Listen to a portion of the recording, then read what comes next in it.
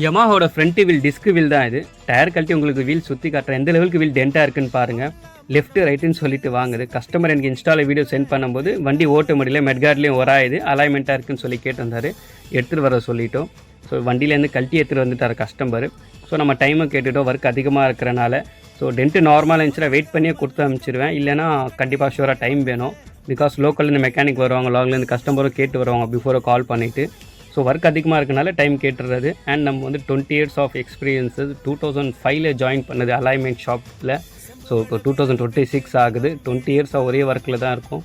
And disc wheel, spokes wheel, alloy எல்லா ஒர்க்கும் பண்ணிகிட்ருக்கோம். இது வந்து ரிம்மு வந்து போயிடுச்சு, இல்லை ஆல்மோஸ்ட் போயிடுச்சு. உள்ளே வந்து ஃபுல்லாக ஹோல் விழுந்திருக்கு. ஸோ பழைய ரிம் தான், பழைய ஸ்போக்ஸ் தான்.